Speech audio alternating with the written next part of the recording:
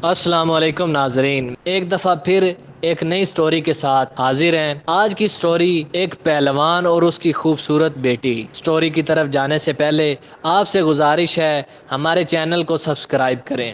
آئیے سٹوری کا آغاز کرتے ہیں۔ کسی گاؤں میں ایک پہلوان رہتا تھا، اپنے علاقے کا بہت مشہور اور جانا مانا۔ اس کی ایک ہی بیٹی تھی، بہت لاڈ اور پیار سے پالی، خوبصورت اور نازک سی۔ بیٹی جوان ہوئی تو اس کی شادی کی فکر ہوئی۔ چونکہ پہلوان تھا اس لیے بیٹی کے لیے ایک پہلوان ہی پسند آیا۔ اونچا لمبا تنے ہوئے بدن کا مالک، گھنی مونچھوں والا، ذمہ دار۔ نازو پلی بیٹی ودا کر دی۔ 6 ماہ بھی نہ گزرے تھے کہ پہلوان داماد نے بیٹی کو مار پیٹ کر نکال دیا کہ گھر کا کوئی کام نہیں آتا اسے۔ باپ کا دل بہت رنجیدہ ہوا مگر کسی کو کچھ نہ کہا۔ فضول میں تماشا بنے گا۔ بیوی سے کہا کہ اسے ہر چیز سکھاؤ جو گھرداری کے لیے ضروری ہوتی۔ ماں نے بیٹی کو جھاڑو پوچھا، کھانا پکانا سب سکھایا۔ چند ماہ بعد صلح صفائی ہوئی۔ داماد کو بلایا، معافی مانگی کہ شرمندہ ہیں، لاڈ پیال میں گھرداری نہ سکھائی۔ 6 ماہ نہ گزرے، بیٹی پھر مار کھا کر میکے واپس آ گئی کہ کوئی سینہ پرونا نہیں آتا۔ پہلوان بہت دکھی ہوا، پھر بیوی کو کہا اسے سینہ پرونا سکھاؤ۔ بیوی نے اسے سلائی کڑھائی، ٹا کناری، رضائیاں بچھانیاں، یہاں تک کہ پراندے اور عزا بندی بھی سکھائی۔ پھر داماد کو بلایا، غلطی کی معافی مانگی اور بیٹی رخصت کی۔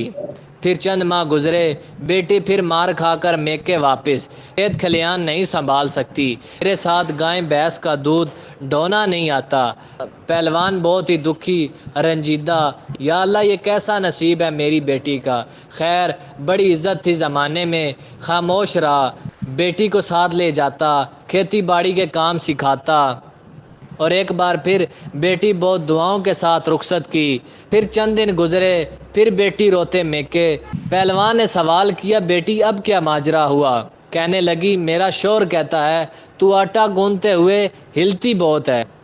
پہلوان کو اب ساری بات سمجھ میں آئی۔ اس کے داماد کو عادت پڑ چکی تھی مارنے کی، اور لت لگ گئی تھی بیوی پہ رعب جمانے کی۔ میں نے تجھے سب سکھایا مگر یہ نہ سکھایا کہ تو بیٹی کس کی ہے۔ بیٹی حیران ہوئی مگر کچھ نہ سمجھی۔ چند دن بعد داماد پہلوان کو احساس ہوا کہ بہت عرصہ گزرا، نہ سسر نہ معافی مانگی، نہ بیٹی واپس بھیجی۔ خیر خبر لینے سسرال کے گھر گیا۔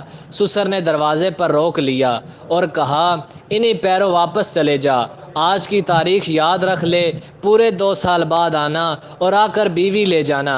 اگر اس سے پہلے مجھے تو یہاں نظر آیا تو تیری ٹانگیں توڑ کر بھیجوں گا۔ داماد کو فکر ہوئی مگر انا آڑے آ گئی اور لوٹ گیا۔ دن گزرتے رہے، پہلوان بیٹی کو منہ دہانے کھیتوں میں لے جاتا اور سورج نکلنے پر گھر بھیجتا۔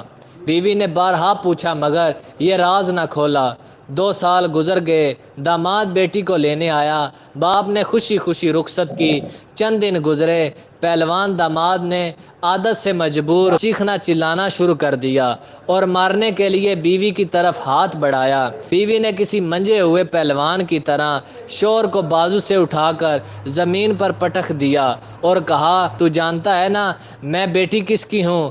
وہ سمجھ گیا کہ اب کی بار 2 سال میں باپ نے بیٹی کو کیا سکھا کر بھیجا ہے، اور اس کے بعد پہلوان کو دوبارہ بیوی سے اونچی آواز میں بات کرتے ہوئے نہیں دیکھا گیا، اور بیٹی کبھی دوبارہ مار کھا کر میکے نہیں آئی۔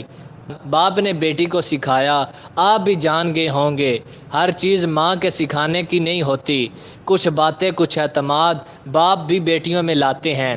اس لیے میں سمجھتا ہوں جو دور جا رہا ہے اس میں بیٹیوں کو اپنی حفاظت کرنا ضرور سیکھنا چاہیے۔